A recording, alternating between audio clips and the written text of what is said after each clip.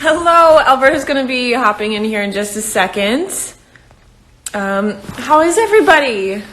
We've all finished the book, yes? Let me read some of these comments. Hello. Yes, the music is truly a pleasure. I find this overture to really capture the mood of Anne. Hey guys. So what did we think? What are our thoughts? Did anybody cry? I cried.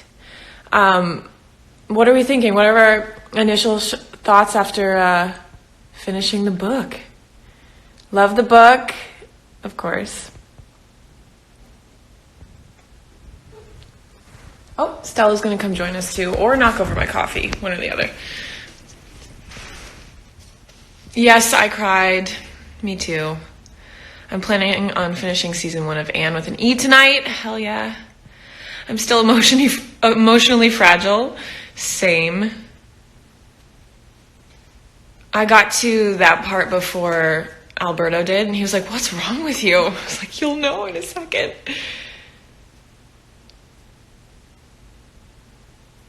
Yeah, so if anybody hasn't finished the book and you're tuning in right now, there will be spoilers to be had, so maybe finish that up and then watch the live. I actually struggled a bit with the second part. I didn't find it much like Anne, like the first part, definitely because she grew up. Yes, Rita, I feel that too. We kind of felt that sadness that Marilla had watching her little girl become the woman that she was trying the whole time to make her become, and then ended up realizing how much she loved that little girl. Anne grew up way too fast in the end. I agree. But in that time, she was 16 at the end of the book. And think about all the responsibilities she has as a 16-year-old. I'm planning on reading the rest of the series as soon as I can get my hands on them. Yes, me too.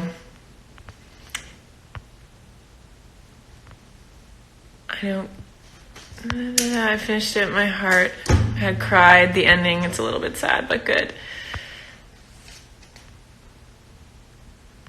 Be careful what you wish for, Marilla. It's true. I was sad when I realized how much Anne changed, but at the same time, I loved the ending. All right, Alberto, are you going to jump in? I'm hopping in. Hopping in. Hello. Wow, what a book. How do we hold this? You got it. I got it. What a book.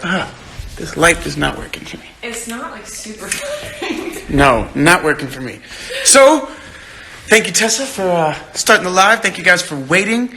I was overhearing a lot of the commentary, and I have to agree with everyone. Wow. I think I can boldly say I am better having read that book. That's a very cool comment. Loved Anne's development. I'm just catching up, watching Anne with an E right now. You're on book 2 already? Annie Hanson's diving in. Oh, yeah. Enjoyed the book so much. Can we pin the book title? Oh my God. What? I almost spelled Anne wrong.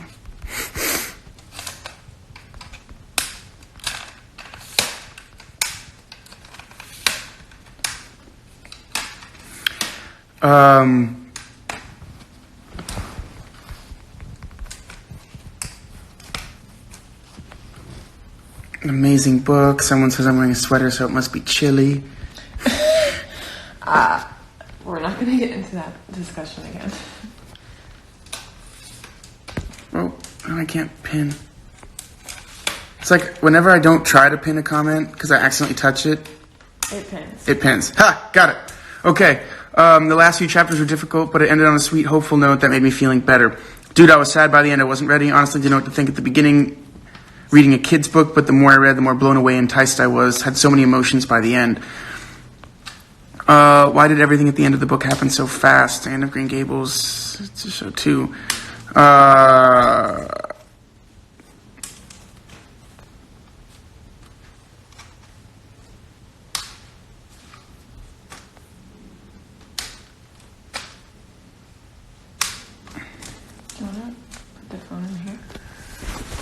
Not a bad idea. Look at you.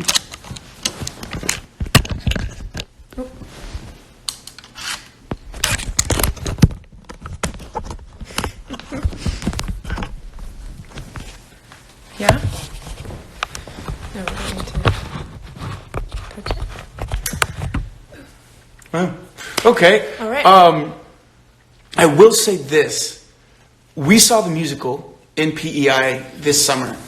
And I remember the end being so shocked that a lot of things didn't happen. I was shocked about Matthew. And then I was shocked that with all of Anne's ambition and stuff, she was able to kind of maneuver. Hey, Trish! Hi, friends. Hi, Trisha. She was able to like maneuver and kind of make her life in service to Marilla, just like Marilla and Matthew had like made that sacrifice for Anne. Like I thought that was beautiful, but I was also like, I told Tessa, I was like, I was actually frankly kind of pissed. I was like, this whole book, we've been waiting for Anne and Gilbert to finally be a thing. This whole book, we knew they were gonna, they were the ship. But there's they so were the many OTP. books. Yeah, I didn't know this at the time, though, Right, remember? right. So I was like, what? Like in the musical when they're like, yeah, he's going to do this and I'm going to do this and all this, you're like, and they're married. And no, they're just cool now. I remember feeling disappointed by that. In some musicals, they put in a kiss at the end. Oh, really? Because I think people were unsatisfied. It felt very unsatisfying, but at the same time, like, to me, that's kind of like the way the book should be, because like although Anne recognizes all the beauty of life, she has to work at it. Mm-hmm. She doesn't just like get given all these gifts. She has to decide the world that she sees with her imagination. And so I feel like in a way it was like an exercise for us to have to do that, because we're like, if we didn't know there are more books, we have to imagine that they eventually do have this beautiful love that like grows on, and then maybe they both live at Green Gables one day, or But I don't know. About the time, and like if someone walked you home like that, that implies a lot. Yeah, but he used to walk home Ruby Gillis. Giles? Yeah, but Ruby Gillis. Gillis. But yeah, because he was like courting her. Yeah, but she wasn't interested in him. She just wanted a beau. She was trying to figure it out, but like that's what that implies. Yeah. So even though to us it's like, okay, he walked her home, but that actually is a much bigger deal. Well, I think the only way for me that I recognize that it's a big deal was like Marilla kind of being like, so who'd you spend 30 minutes with at the gate just now? Exactly, because like she did not acknowledge at all that they talked for that long. And then Anne's trying to be like, just my new friend. Like, no one else means nothing more to me than that. I can't believe it took her that long to approach him and forgive him verbally. Mm-hmm. All the time I was reading, I kept saying to my daughter, you got to read this book. Yes! I was telling Tessa, and I think I said this in the last live, that I feel that this book truly is. It has no age range, it doesn't speak to one set of people. Like, I feel like this book is completely available to children, adults, men, women, any phase of life. Because I feel like older people that are older can relate to maybe some of the adult figures in the book: Matthew, Marilla, Miss Lind. And then I feel like child who has that imagination and this beautiful joie de vivre and this life that she brings, and then seeing the older characters be like, oh, we appreciate these things about that. Yeah. And Marilla starting to miss that child in Anne and also that child in herself. And, so we're relating to all of that. And especially in the second half of the book, you start to lose that part of Anne. And it's really sad. And I think it's really sad to adults then. It is sad to see her like... But Matthew's always the one who's like, oh, don't give up all of your romance, Anne. Like, you got to keep a little bit of it. You got to keep that regardless of how much you grow, how much you age. Love Matthew. We're behind in the comments. All right, ready for if we're talking about Anne of Green Gables, have you had a chance to watch Anne with an E? No, haven't seen it yet. Pissed about Anne Gilbert too. Thank you. Keep reading the books if you want more Anne and Gilbert content. We need to read the next one, Alberta, to see if they get together. Well, we're not going to be reading series, but the good thing is now you know this whole world of Anne, and you can continue reading on your own, like, pleasure reading, and Don't tell me, but maybe I will do the same so that we can kind of... But the problem is I feel like once they get together, I'm going to stop. Be like, I'm satisfied. But I don't... Matthew's death makes you crazy. The last sentence he says to Anne is so sweet. Literally the last things that I've heard. Okay, I don't see the second one yet. Well, also, they spent the entire book being, like, holding these grudges. If they got together at the end of it, it would be a bit of a stretch. That's fair, but I think there was some inspiration that Anne took from Marilla being like, yeah, me and John do you Gilbert. guys think that's true? Or she was just saying that story to encourage Anne to forgive Gilbert? You don't think that's true? I'm wondering what our thoughts are on that. Why would you not think that's true? Well, I think Marilla could find a way to tell Anne to forgive Gilbert without telling her to forgive Gilbert. No, because I feel like I feel like the history that Marilla has with Anne, she'd be like, just forgive that boy already. You know? Fair. She wouldn't, like, make up a whole story that's actually very, like... Yeah. Admitted that she was actually, like, a fully fledged person at one point and was, like, young and had affections for someone, and then regrettably, which she doesn't do, didn't forgive him, and, like, you know, like, I feel like it's very uncharacteristic of Marilla to open up like that. What are the coincidence that, like, this entire thing happened with Gilbert's father? Marilla's all of us. Tag yourself if you're Marilla. Over 3 years, girl knows how to hold a grudge. Right? Marilla, she wants to see Anne and Gilbert happening.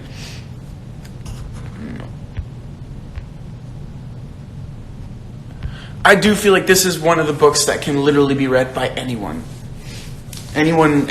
This was, frankly, one of my favorite books we've read, too, I have to say. What do you think? I thought it was a super easy read. Hard to put... Sorry, Stella's, like, looks crazy right now. I found it really hard to put down. I wanted to just keep reading it. Whenever I got into the zone with it, it was just, like, laughing almost every few pages, and then lots of tears at the end. I wonder what made Anne keep her thoughts more to herself, though. I think just growing up. I mean, I don't think I tell everyone as much as I would have when I was a kid. Right. Yeah, that just, like, stream of consciousness that she has that maybe she realizes listening maybe is more important as she aged. Okay, Stella's hype right now. Yeah, y'all. Stella's starting with training, I guess, this morning. But it's not that she's not having those thoughts anymore. She's internalizing them, and I think maybe sitting with them a bit more, letting them, reflecting more on it. No, but yeah, I agree. She still was always Anne. Tay, have you read all the books? Do you call me Tay? I said T, but I was breathing weird. No, I haven't. But I'm familiar with the plot of them because there's another musical that does the next couple books. Very familiar with the plot of that musical. And I don't know how many books I read when I was younger. Consider the book. I want to know what happens with Gilbert. We're not considering it. What? To read another book now? We've never done that. There are plenty of books we could have read like a sequel to right away. No, but I think like we could have done it with read Things the Fall next Apart. books. We could have done it with maybe just we could do that with a lot of things. Remember, I think one good thing about the book club is it's supposed to kind of be like, hey, if you like this style of writing, here's a whole world. Like Lucy Maud Montgomery, how many books did she write about Anne? 14? That many? Yeah, 11 or 14, something like. She's written at least 11 books in the life of Anne. So if you guys want to follow it, you very much can. And we might do, if the book club keeps going a couple of years, we might do like a sequel section or like a rereading certain authors thing where we're like, we read all of these authors, now we're going to read other books by these authors. So like, that's in the works. But I don't think we're going to read Anne right away. We've got a couple of the worlds to go into. If you want to keep reading, I think you should. And, yeah, for sure. And also, everybody who's a part of this book club can still communicate with each other and chat about, the next books. Oh, for sure. Doesn't necessarily have to be, organized. Open her at the end of the book, and it's just so pure and beautiful. I think Marilla's one of my favorite characters. That character development is beautiful. And I think that's something we should all take, too. Like, there are people in our lives that I bet we haven't seen in the way that, Anne recognizes with Marilla, up until that point, she thought, Marilla kind of is a little hard on her sometimes and this, but she doesn't see that all comes from a very loving place. Mm-hmm. So I think it's interesting that we get to see that reflected, and maybe there are people in our lives who are like, why are they always so hard on me? Actually, those are the people that are kind of like seeing you the best. Parental figures. Especially parental figures. They see everything you can be, and they're not going to let you get away with anything less. So I think that's a lesson we can all take, because, there are people in my life reading this and like, oh, wow, I didn't realize that they were pushing me. Actually, specifically, I had an English teacher in middle school that I thought hated me. Like, I thought she hated me. And my dad was like, no, she just pushes really hard. I was like, no, she hates me. And then I saw her later in high school after something, or I saw her later on in life. And she admitted that I was one of her favorite students. What, really? Yeah. Oh my gosh. Yeah, and I had no idea, because I was like, gosh, she's always like on me when I don't do the reading, or I don't do the homework, or I didn't do as well on the test as she thought I should have. Like, I was like, why is she so mean? And then I found out later, it's like, no, she's like, no, you're actually one of my favorite students, and I'm not going to let you get away with any laziness. Saw your potential. Yeah. So think about that. Okay, let's go back into these. Yeah. Sorry, I'm skipping to the bottom. Oh, we missed a lot. Okay. High school, I spoke English better than her, and that pissed her off. Oh, Anna Cat Fernandez. I watch a show a bit different. Literally going to research about Anne and Gilbert. I can't handle this. Oh, she loved Anne in her own way. That was extremely touching. Oh, yes, and to all of our Canadian fans, Happy Thanksgiving. All of our Canadian readers, everyone wish them a happy Thanksgiving. This is a great time where you get to spend time with family and be thankful for reading great books and having an amazing book club. And oh my god. I'm kidding. And just congratulations and happy Thanksgiving. What else?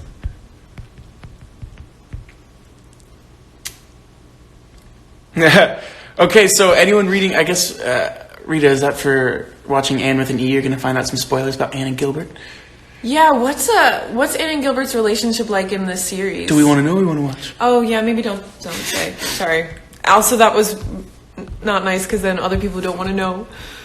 Sorry. Okay, there we go. Hold on. No, don't want to read that. Spoiler. So basically the people who are rude actually love you super deep down. No. Not everyone, but the people who seem not to the Josie Pies of the never world. I feel not the Josie Pies. Can we all talk about how Josie Pie is a pie? I love that. No, but the whole family, she meant their whole family are a bit much to handle. But she was a girl with no ambition and no spark of imagination whatsoever. I love that was this recurring theme that they kept bringing up. Like, Marilla, who never let anybody know her thoughts, really. And then Anne brings out, this subtle shade. Oh my god, I love Marilla's shade. I think that's the tightening factor. It's not working now, because it's off its rock. Okay, it's good.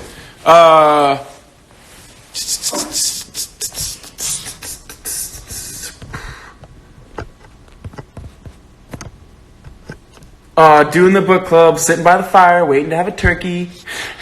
That sounds like heaven. That sounds amazing. So I guess Anne will have to deal with a pie student as a teacher. I guess so. I didn't think about that. Jersey, I can't stand you, pie.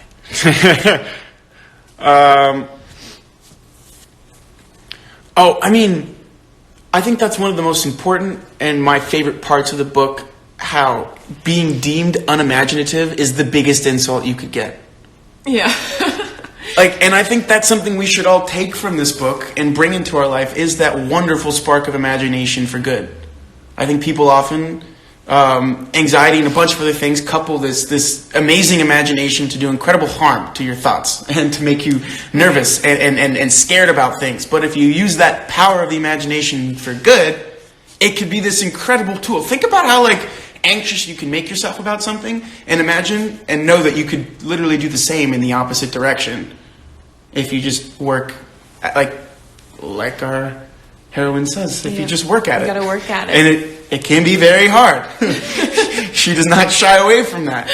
But I think we should all take this time before we start reading our next book to kind of take today and have an and day. It's a beautiful Sunday.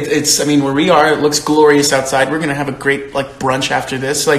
And we're going to look at life. And that's one of my favorite lines in the book, and I'm glad it's right at the end. Dear old world, you are very lovely, and I am glad to be alive in you. I think we have to look at life in that way. And we're going to be here either way, so might as well, enjoy it. Might as well enjoy it. I love that part Matthew was so shy and embarrassed about at the store. It's storming here in Georgia. Oh, boy. But it is. You speak French. It's already 9 p.m., Alberto. What am I supposed to admire? Now, do you think Anne what would Anne accept say? that answer? I mean, she'd find her pillowcase imaginative and interesting. She'd find nighttime was a big part of imagination for her. The woods, that's when it all came alive. Yeah, and if not, she would go to bed dreaming things and waking up excited about waking up. There's a lot to do. Bedtime. Admire the stars, Rita. She said bedtime was her favorite time when she was at the orphanage because it was her private time to close her eyes and think and imagine.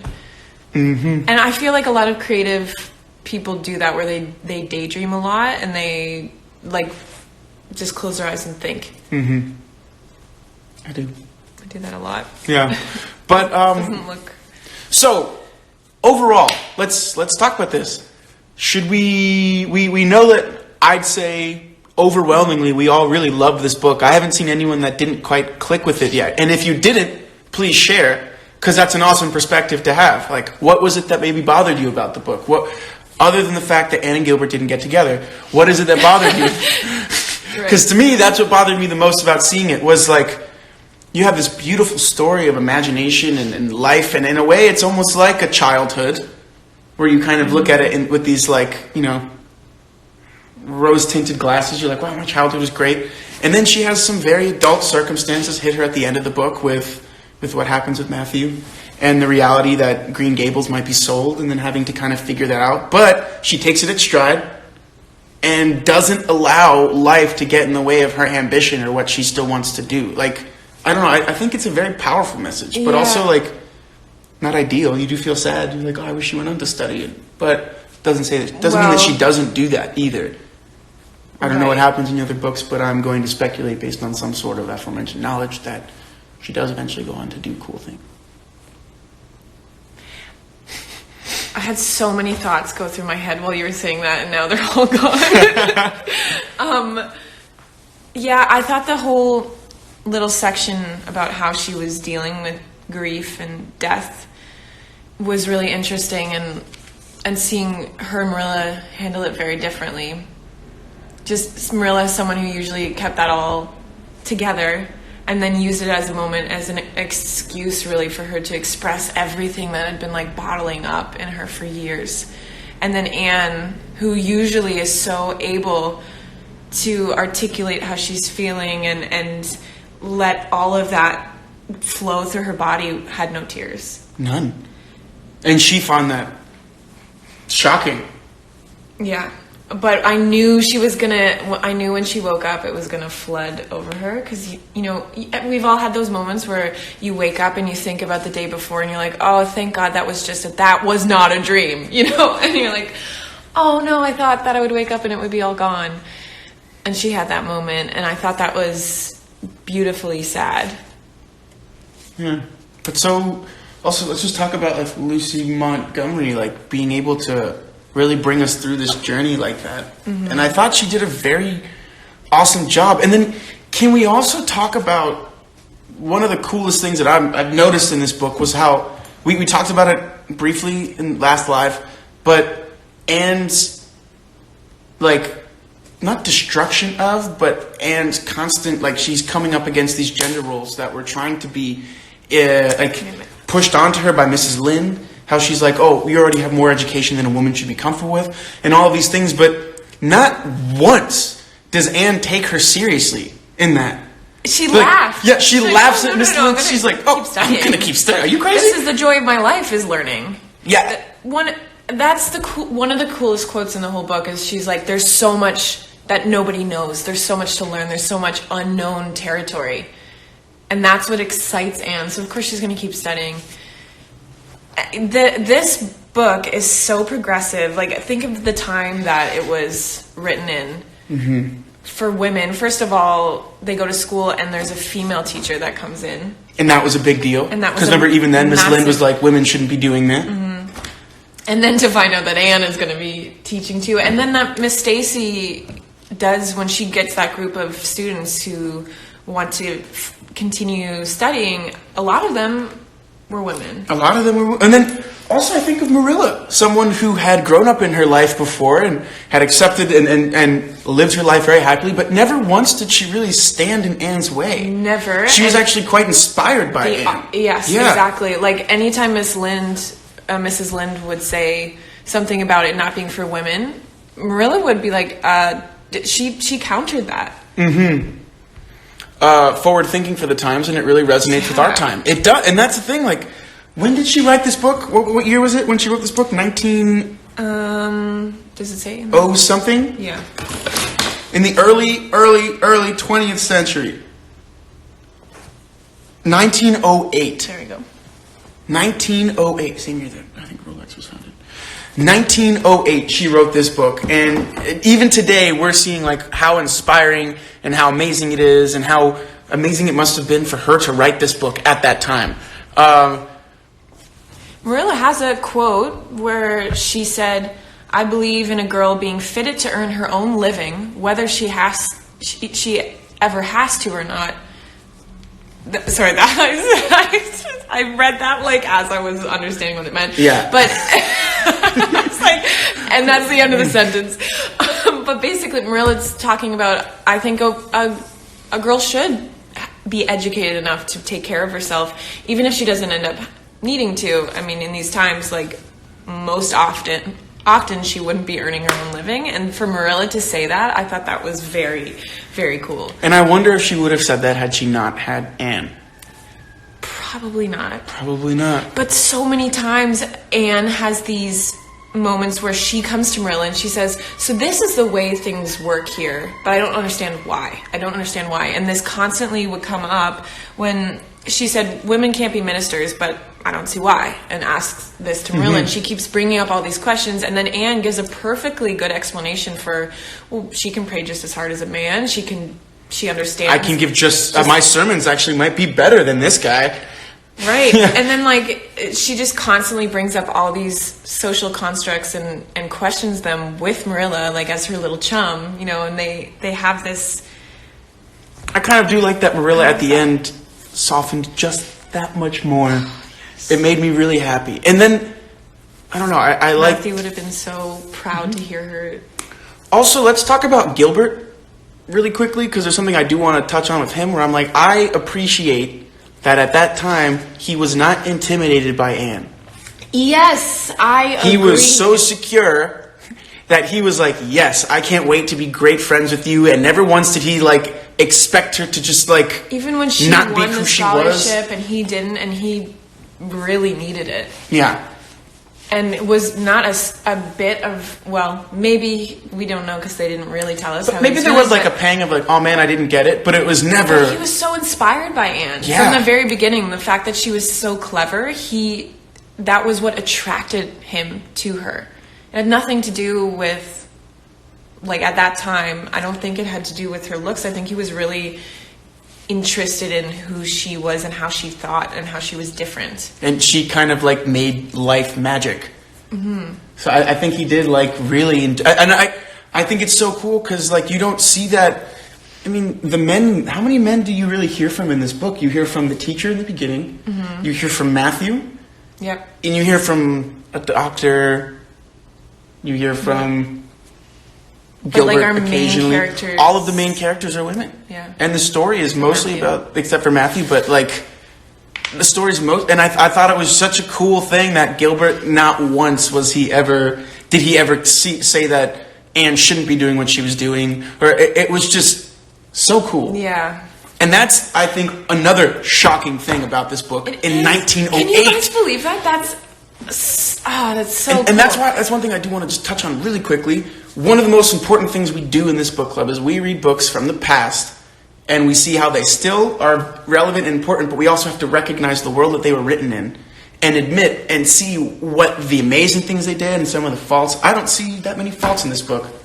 I can't think of one. I think of only the amazing things this book was. Obviously, like, if this was written now, it would be very different. There would be things that were obviously not said, but we have to think contextually where this was at the time that it was written and how that was pushing things forward or not, or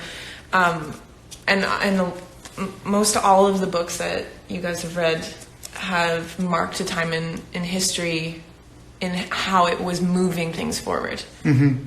Even if now we look back and we're like, oh wow, I can't believe we should acknowledge the blessings we have to like look back and be like, wow, look how different things were, and look how things have changed, and look how some things haven't. But look how we've grown. I love this book. Yeah.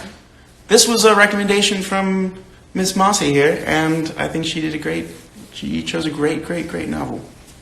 He found a kindred spirit in her, and I think he thought her to be a breath of fresh air. Absolutely. He says that he fell in love with her when she hit him across the face. I thought Gilbert would inherit the scholarship Anne had given up. In the musical, don't they say that he does? She tried to give it to him. And they said, you can't give it away. Transfer it. Yeah. The fact that he renounced the teacher in Avonlea for Anne's happiness, which also speaks to how great he was, because it's not only Anne's happiness. Like, he recognized that she had to take care of Marilla and Green Gables, and like that responsibility, he was like, the least I could do is make that a little easier on her. Right. He was teaching because he needed the money to send himself through school, and she was teaching because she had to be close to Marilla. So the proximity was... Also, can we just talk about, like, it's very romantic that they've had a rivalry their whole life, and now at the burgeoning of becoming like people in adulthood, they start to fall for each other. I feel like Anne planned it. She's like, how romantic is this story? We are we are foes all our life until one day on the beautiful walk home. Yeah, because she forgave him so long ago and just didn't held on to it. Was it her pride getting in the way? I feel like I wish Matthew had said something to her earlier to encourage her to go do that. He was the king of patience indeed. How long did he wait for Anne? A long time. Rosende reads what Mossy recommends. An amazing recommendation. Yes, Tessa, we were born to be good friends, and you've thwarted destiny long enough. I loved that quote. I was like, yo, good line, bro. Good line. Also, the hate between them stimulated her to be a better person. It was interesting if she won't accept it. That's true. Like, she admitted. She was like, if it weren't for Gilbert inspiring her, giving her someone to combat against, like someone to kind of push her. And that's another thing. Like, we have to recognize, I think, I don't know if any of you guys play sports or if anyone has some sort of competition, or even if it's something they're looking to get better at. Like, having enemies is just as helpful as or people that you want to, like, competition. Having competition is just as helpful as... Being surrounded by people who are better than you should not be looked at as a bad thing or a threat. It should be inspiring and to... One of my favorite quotes is, if you're the smartest person in the room, you're in the wrong room. Yeah. And I think that's the essence of what we're saying. Yeah. Exactly. Do you know there's a prequel now? There's a prequel now. Yes, there is. Can we talk about Diana and Anne's friendship too? Yo, Diana Barry. Think she's great. Oh. Sweetheart.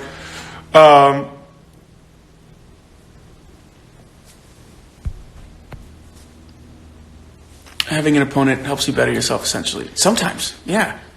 And I think in a healthy way. And there's room for everybody. It doesn't need to be... our switch remote. There's room for everybody, and I think that instead of thinking about competing to replace one another, instead to encourage each other to grow together and make each other better. Me and my friend competed unofficially in our psychology A-levels. It was fun and just forced you to work harder. Yeah. Test of time, yeah.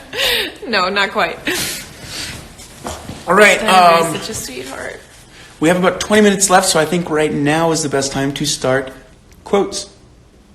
Favorite quotes from the book? And it can be from the beginning, middle, end, anywhere. What are things that, when said or when read, you were like, oh, wow, that's really cool? These are my knits. It doesn't have to be an opponent in a negative sense. I loved when Anne said, next to trying and winning, the best thing is trying and failing. Do you remember that quote? Mm-hmm. I liked it. It shows our club is doing some good in the world, Miss Allen says. That ought to be our object in everything. This is one from the writing club. Yes! How the object should always be to do some good in the world. I like that. Next to trying and winning, yes. I was sad when the story club ended, though. I was too. And I didn't like that the teacher was so critical about that. Yeah, but I mean, think about the it, way education has changed now, where before maybe it was encouraged that there was a very clear right and wrong, which is not a way to instill creative thinking. Mm-hmm. It's actually quite the opposite. I love that quote too. Well, I don't want to be anyone but myself, even if I go uncomforted by diamonds all my life. And the things you wanted so much when you were a child don't seem half so wonderful when you get them. Yes.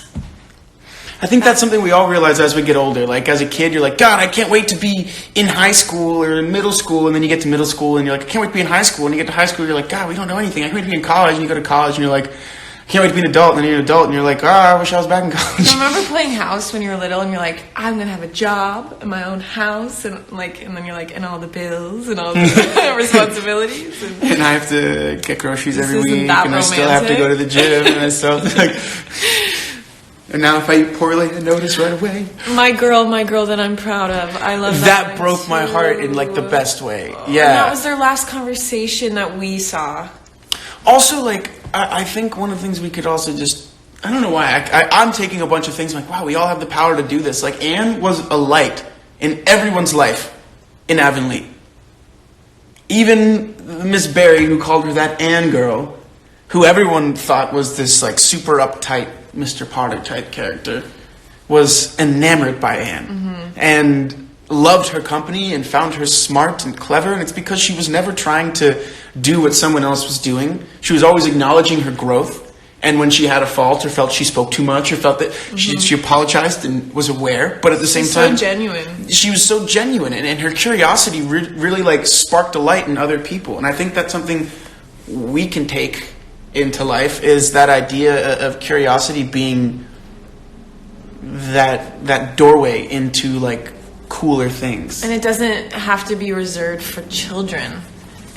That you are allowed to be curious and creative and excited about life as an adult. What a concept that we should be. And I feel like there is that often thought thing with adulthood that you have to be serious. You have to live your life, and I've never lived by that. I mean, I don't know if that's been good, but I've never lived by that. No, it is good though. I mean, it's such a loss. There's so much to be. There's so much to discover. There's so much to love in this world. It would be a shame to only do it for the short childhood of your life. So Marilla looked at her with tenderness that would never have been suffered to reveal itself in any clearer light than the soft mingling of fireshine and shadow. Loved that line. It's new every morning, and I feel as if I've washed my soul in that bath of earliest sunshine. The speech when Marilla opens up to Anne. What page is that on? We'll read that. It's nicer to think, dear, pretty thoughts, and keep them in one's heart like treasures. Tomorrow is a new day with no mistakes in it yet. Love that too, because I'm like, oh, that's a good way to think about it. I think they have like weird signs that say like live, laugh, and love. Why don't they have a sign that says that? Quotes Anne. Well, someone make it. You should make it. Someone make that sign. I shall make that sign. Put it in the bathroom.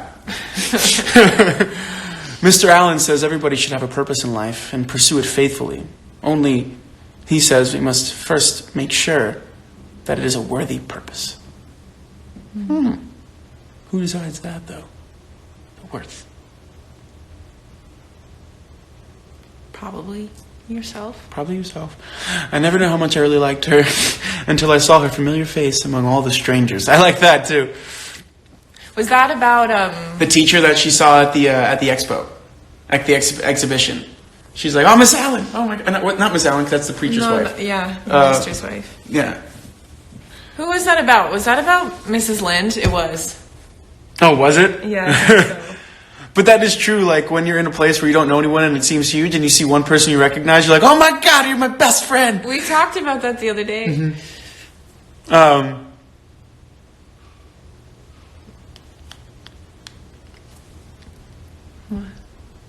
Hey, Tay. Tay, miss you. Oh, I had a quote too. Oh, who else is there? Oh, hey, Mish. Oh, you guys are together.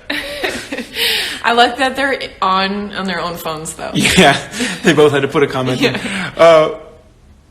But we can't have things perfect in this imperfect world, as Miss Lind says. The other thing I really enjoyed, and this is not super deep, but I love when Marilla was crying and Matthew came in with some pretty sensible advice. He's like, it's okay, and Marilla's like, I really just want to grieve and not be comforted right now. Like I just want to enjoy my grieving, and then she's like, oh, men don't understand this. I also like that really funny. Matthew got to have the moment where he was like, you know what, I did all right. Put my oar in sometimes, didn't mess anything up. She's doing great. It's so sad that he thought, though, that he didn't have something to give. to do with her upbringing when he was a massive, important part, and so quietly intuitive and intelligent in the way that he Just imparted wisdom on her. I know I'm not on camera anymore. But just awesome. Just absolutely awesome. Just some of the things that he said, and about talking about just showing somebody that they're loved is maybe more important to someone's upbringing than anything else. And support. Their support. Marilla and Matthew supported Anne, and she blossomed. Mm-hmm.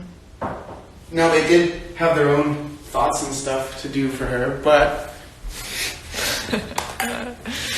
I thought about it more too, about how she was so obsessed with her looks mostly at the beginning of the book, and as an orphan, her coming into almost every single situation, she probably never had nice clothes to wear, and it was probably very obvious right from meeting her just by her appearance. That's what people are judging her on immediately when they see her, and they know that she doesn't belong and that she doesn't really have a family and she's not loved, and this is all the things that are going through her head just by somebody seeing the dress she's wearing.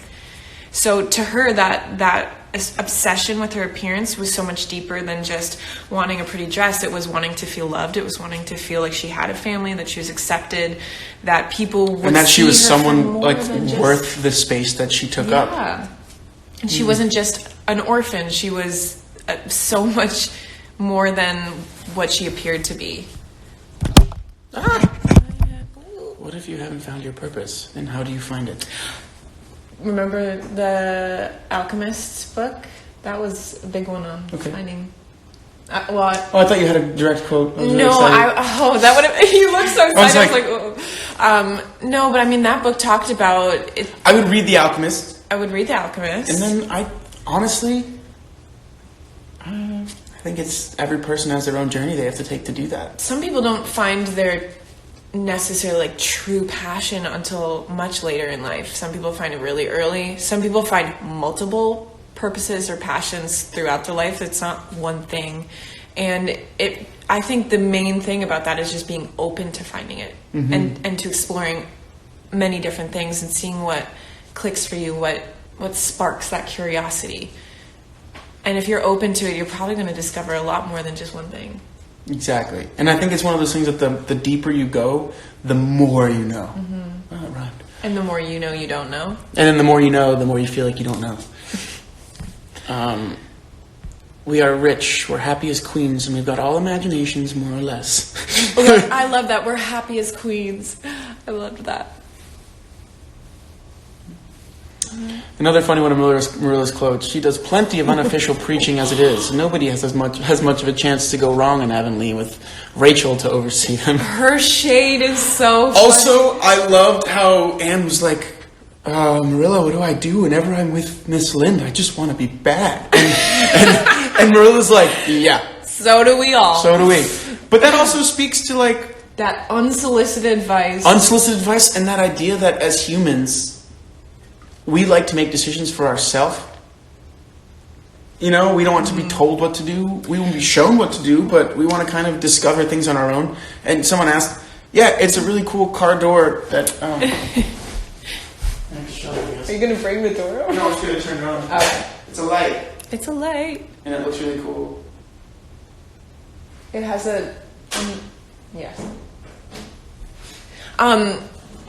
The other main important thing that Anne was recognizing and maybe not able to clearly identify what it was, but Rachel Lynde's advice is not always what she truly believes. It's just she wants to give advice regardless of whether or not it's what she actually thinks, and she loves to contradict. So even when Marilla didn't come to her for her advice about whether or not to adopt, even if she thought it would be a good idea for them to have a boy to help them on the farm, she now is saying, oh, this is the worst idea in the world because I didn't come up with it. So Anne is recognizing that, like, she doesn't stay true to what she believes, and she just likes to talk and to be right and to have that contrary opinion. And Anne recognizes that, even though she's not quite, like, put her finger on it, I think. Yeah.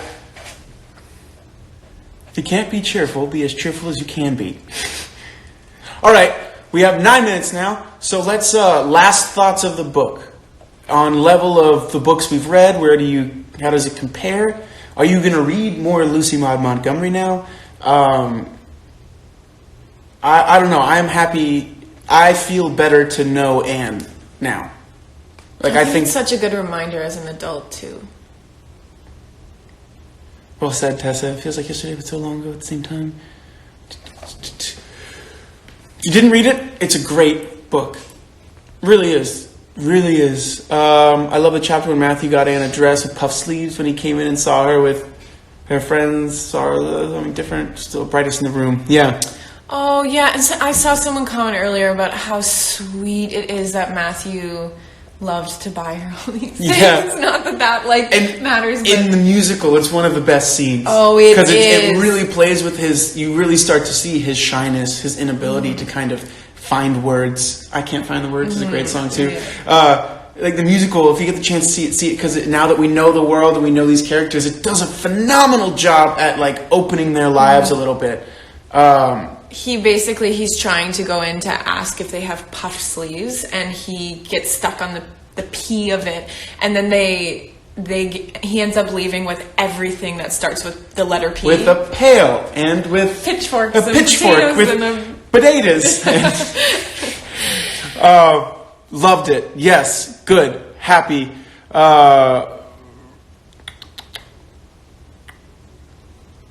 We should watch an episode of that show. Okay. I'll read all the books. Yes, I'm grabbing the series as soon as I can. I will read more. Anne is the best to have happened this year. Oh, knowing Anne is the best thing to have happened this year. Aw. The Shilbert content. Sherbert. Wait. Yeah, Shirley and Gilbert. Sherbert. Sorry. I thought it'd be like Ambert. Or it could be with his last name Blythe. Angle? We're not great at it. No, we're not good at that. Love it. Thank you for giving me the opportunity to reread it. Of course. It's nice to reread books like this, especially when the whole commentary is really on how we change and how we grow into adults. And how you don't have to shut down to do that. Yes. and that even in old age you can open and learn. And you can enjoy life. Yeah, it's really a timeless book for anyone, which I thought was really cool. Excitement should never be reserved for children. That's very sad to think. Yeah. If you're going to be as excited as you'll ever be as a child, then what's the point of growing up? All right, guys. I think it's that time that we talk about our next book. Ooh. I'm going to bring it to this world with some wine. Thank you. Cheers. So, that was Anne of Green Gables by Lucy Maud Montgomery.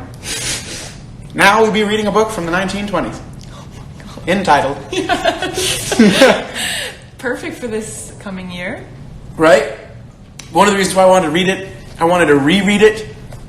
The audiobook is spectacular as well. Ladies and gentlemen, we will be reading The Great Gatsby by F. Scott Fitzgerald next. I am very excited about this. I'm also going to assume we're probably going to do it in 2 weeks. Whoever knows, it's going to be quick reading. It's only 180 pages. Oh, wow. We could almost do it in 1 week if I didn't want us to freak out.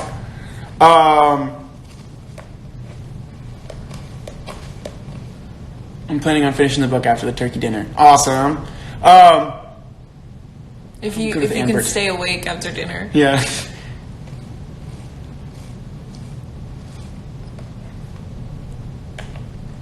Everybody seemed to really love it.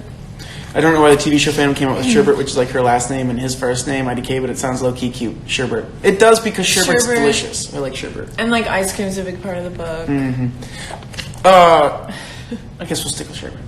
But we'll be reading The Great Gatsby. It is a true classic of 20th century literature. So The Great Gatsby stands as a supreme achievement of F. Scott Fitzgerald's career. First published in 1925, this quintessential novel of the Jazz Age has been acclaimed by generations of readers. The story of the mysteriously wealthy Jay Gatsby and his love for the beautiful Daisy Buchanan, of lavish parties on Long Island. At a time when the New York Times noted gin was the national drink and sex was the national obsession. It is an exquisitely crafted tale of America in the 1920s. It's a classic. I feel like a lot of us have probably seen it and or read it before. I'm excited to read it. If anyone's curious, there is a fantastic audiobook done by Jake Gyllenhaal that you can find, which is really cool. That's how I read it the first time, actually. So don't take any shame if that's what you want to do, because it's a very good way to read, I think. So we will say goodbye to Anne. Thank you for bringing us in from 1908. Now we're going into the 20s. And we're going to read this amazing book, which I'm very excited about. I hope all of you are excited as well. Am I trying to speak like Gatsby, old spot? And I think that's something we can do in the second week as part of our discussion, because we probably won't have as much to read for the second week. We could also watch the movie and talk about that. So finish the book, watch the movie, and then we'll kind of bring that in too. And I'm talking maybe both movies, not just the Leonardo DiCaprio movie. I'm thinking also the Robert Redford and Mia Farrow movie. It's Mia Farrow, right? Is it Mia Farrow? We'll look it up. But we can bring those in there as well, because they're cool compliments to the book, and we can kind of talk about the differences and things that maybe why they changed or didn't change. Or I think one of the things the book did really well, or the movie did well, was bring certain scenes out of the book, or certain ideas that I couldn't understand or wanted to see visually. I think it really captured the... is largesse a word? Largesse. Is that a word? Am I making up words? I feel like it. It's a made-up word. Made up? I'm thinking of the bigness of that time, and the money that was spent, and the enormity of the parties, the grandeur of that time period, and of the world in the way of the way people were thinking, at least in the United States. That because it's true. I think largesse is a word. I'm looking it up. Is largesse a word? I do this often. I make up words. It actually is. You're going to a speakeasy in a couple weeks. Cool. Wait, didn't we go to a speakeasy? We went to a speakeasy yesterday. That's what that... Largesse, generosity in bestowing money or gifts upon others. So, his parties, yeah. Yep. Anyways, thank you guys for reading yet another fantastic novel with us. I will come to cherish this book. I'm very happy we read it. And excited for everyone to be coming in for the next book. Ooh. Also, I know I spoke to a few of you at the conventions about this book. I expect to hear all of your thoughts, questions, and concerns. You got the hands on the hips, You got the guys. hands on the hips. It's dead serious now. Because I know a few of us, when we spoke at the conventions, were very excited about this book. Some of you might even teach it in your classrooms. So we will expect your knowledge. Anyways, thank you guys so much. Anything you want to add, T, before we sign off? No, I mean, this is really fun. It's really cool also to talk about a book that is about my little home. So this is very cool. Thanks for sharing it. Yeah. And if you ever do get the chance to visit Prince Edward Island, you most definitely should. It's a beautiful place. It really is. It's as magical as the book describes. And that's the thing, visiting there, you recognize that it's not Anne pulling something out of nothing. It's her recognizing the beauty of the place that she's in, which is pretty cool. Congrats. Oh, thank you. Making up words are fun. All words are made up. Right. So, and it is a real word. There we go. Yeah, there we go. All right. So thank you guys. Enjoy the rest of your weekend. For all the Canadians having Thanksgiving, have a great meal. Be thankful. Keep being curious. Oh, pumpkin pie. Oh my God. Keep being curious. Keep questioning. Keep growing. Keep learning. And continue to be forces of positive change in your communities. Spread the word. Have a great week. I will see you guys next week. We will read. Got a minute. We're going to read to chapter 11. To chapter 11, not through chapter 11, up to chapter 11 in my book. When you see. That's page 96. So when you see chapter 11, stop. All right, so read the first 10 chapters. And we will talk on Sunday. Ready? All right. I will see you guys next week. Have a great week. Goodbye and good day.